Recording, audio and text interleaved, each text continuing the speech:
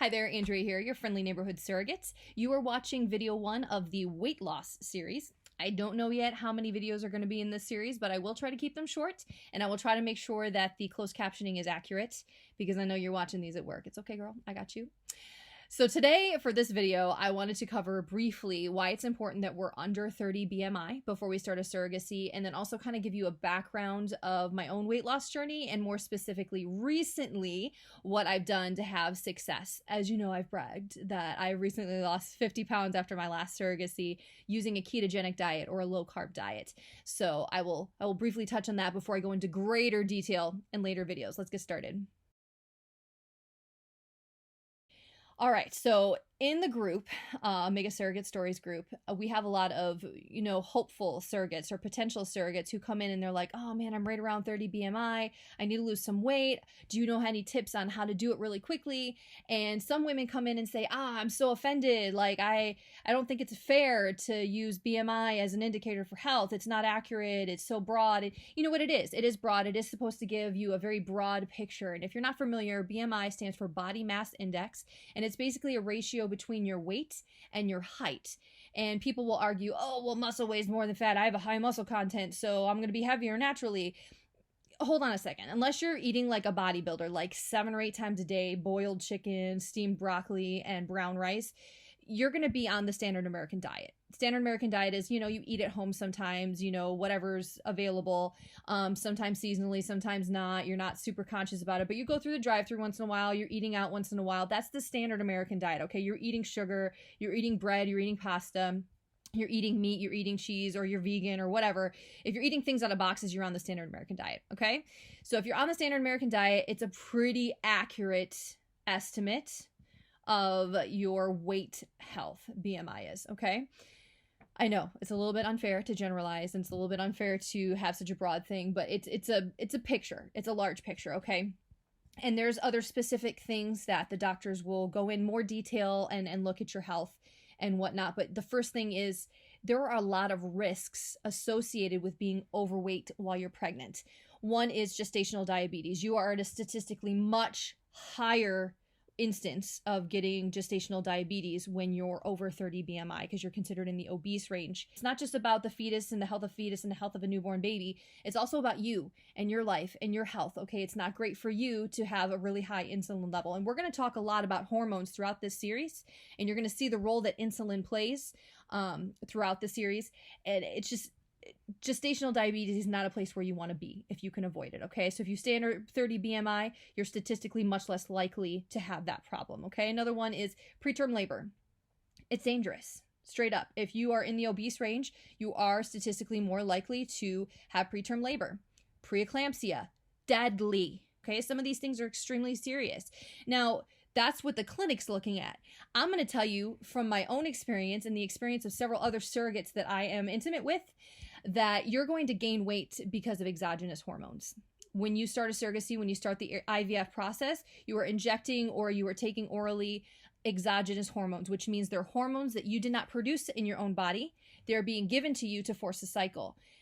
Hormones play a huge role in your metabolic process. So if you're taking hormones, you're going to either gain weight, lose weight, do something, but you gain weight during the IVF process. So if you're starting somewhere right around 30 BMI, maybe just below, and you gain weight because of the IVF process, guess what? You're going to be over 30 BMI by the time you're pregnant anyway. So this is not an unreasonable goal, all right? Let me tell you from my own personal experience, I gained 20 pounds both times before I was even pregnant. This time I think I did even more because I had to go through it 2 times. So I was on hormones for a really long time during the surrogacy because we had a first failed attempt. Anyway, so you're going to gain weight. That everybody I know that has been a surrogate has the same story. They gained weight before they even were pregnant, going through the IVF process, okay? So that's why you need to be under 30 BMI. Don't be offended. Nobody is trying to call you fat. Nobody is trying to offend you in any way. Nobody's trying to trigger you. It's just statistically much more likely that you will have a high-risk pregnancy if you're over 30 BMI. And when all is said and done, these IPs are paying hundreds of thousands of dollars to have a safe pregnancy. They're trying to have a healthy baby. And if we can take one of those things out of the picture, like, oh, look, all these things that could possibly happen because you're over 30 BMI, let's just get rid of all those things, then statistically they're going to have a much easier process and they're going to have a much healthier baby in the end. So please try to understand that.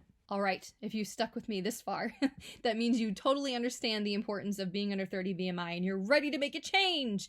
And we get the question all the time, how do we do it? Well, let me give you a few tips from my own personal experience, and we will go into greater detail later on in videos. But I do want to tell you that I have hypothyroidism. I have Hashimoto's thyroiditis, which is an autoimmune disease. But basically it means that my immune system attacks healthy cells in my thyroid because it thinks it's the coronavirus or whatever. So it attacks it. And when it's attacking these healthy cells, it destroys those healthy cells and it causes hypothyroidism or a lower functioning thyroid. I actually had cancer in the right hemisphere of my thyroid. I had it removed in 2005. I was only 23 years old. I had gained 100 pounds in the span of a year. I had never struggled with weight in my entire life. I was always fit. I was in JROTC in high school. Then all of a sudden, right around my early 20s, I gained 100 freaking pounds and it was detrimental to, oh my gosh, it was horrible. And I had no idea what was going on. Turns out thyroid cancer, hypothyroidism, Hashimoto's thyroiditis has a huge role. The thyroid has a huge role in regulating your hormones. And we're going to talk a lot about hormones in this series, but it has a huge role in your hormone regulation and function. And I gained a ton of weight just out of nowhere, and I had a really hard time losing it. I've tried all kinds of things over the years and they just weren't sustainable. I tried the South Beach diet. I was hungry all the stinking time and I had to buy a lot of products. I had to buy the South Beach this, the South Beach that, the South Beach this. And it was just so much stuff, and I was on a lot of what do you call them, artificial sweeteners and stuff like that, and it was just very inflammatory and I was in a lot of pain. I switched over to a bodybuilder sort of diet where I was eating several times a day, very high protein, very low fat, moderate carbohydrate, and working out. And I was doing really, really well. I lost a lot of weight. My body composition changed. I really got a lot more lean muscle mass and less fat. And it was a lot of work, you guys. It was so hard and it's not sustainable because I was, again, starving all the time, constantly thinking about food. And it was just really hard to sustain because I had to prep constantly and food was just everything, and it was just obsessive and it felt like an eating disorder. And then it was also not sustainable because it was very expensive as well, because I was doing a lot of supplements like protein powders, creatine, those types of things for working out. And I moved from Florida to Michigan. I got divorced and I moved back into my family home, and I took a huge pay cut. I was making like half of what I was making before, and I just couldn't afford it anymore. So I looked for a more sustainable thing to do, and I went on to veganism. And veganism helped me a little bit with some of the inflammation, and it kept the weight at bay, but I still wasn't quite where I wanted to be yet. And I went into raw veganism, and I had really great results being a raw vegan.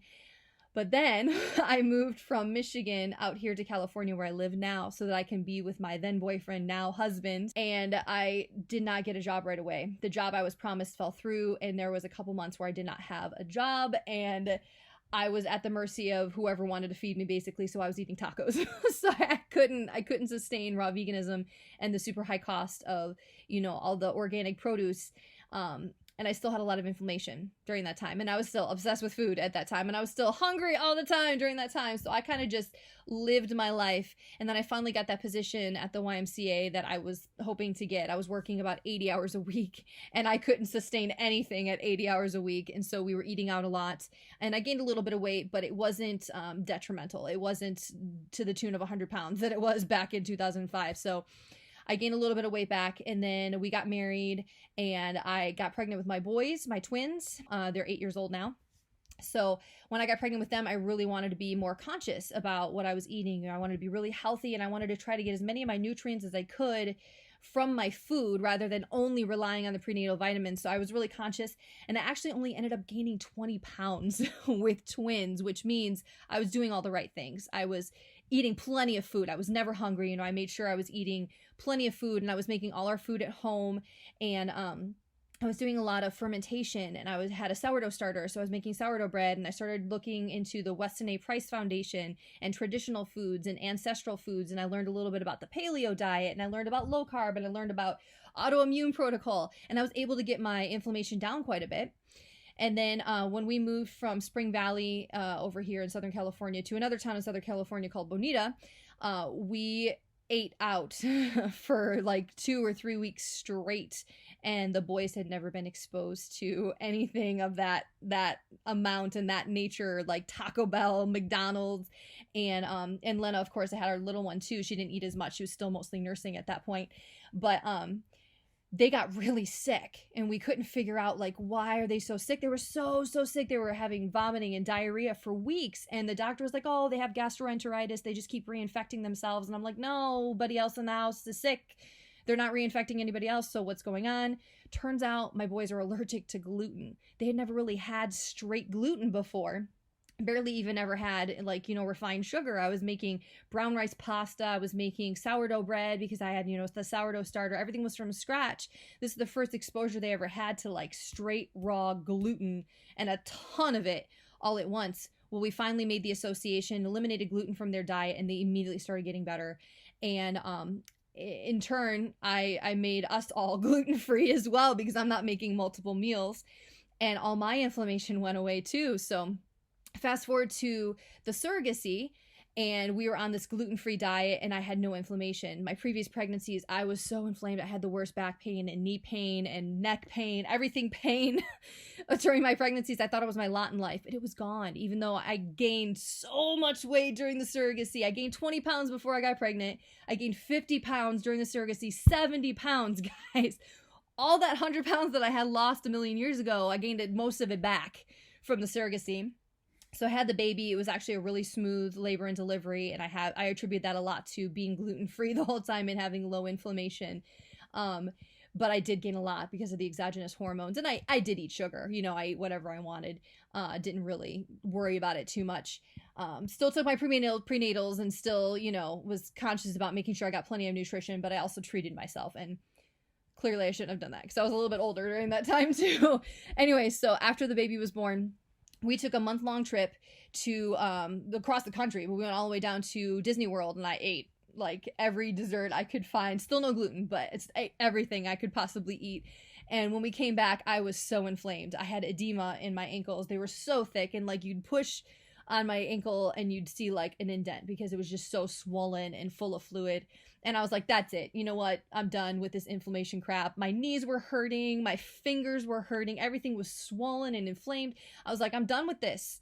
So I found the ketogenic diet, started on a Wednesday, did not look back for months. Like I just stuck. I did not cheat on that diet. I always told myself if I wanted to cheat, I could cheat. Did not look back. I documented the whole thing on my Instagram account, so you can check that out. It's at Low Carb Prego. You can look back and see all the progress that I made. I ended up losing 50 pounds, and this was after, like well after the pregnancy, 8 weeks or so after the pregnancy, so I'd already lost 25 from the pregnancy, and then 50 on top of that. So I lost all of it. Like it was gone. It was gone again. All that weight I lost was gone again. I know I'm talking really, really fast, and I apologize, but I'm just trying to keep these videos as short as possible, and I know that you can keep up.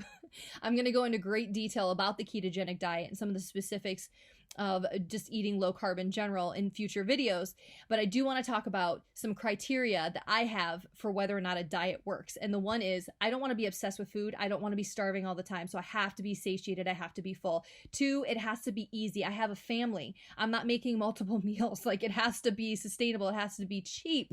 And finally, it has to work.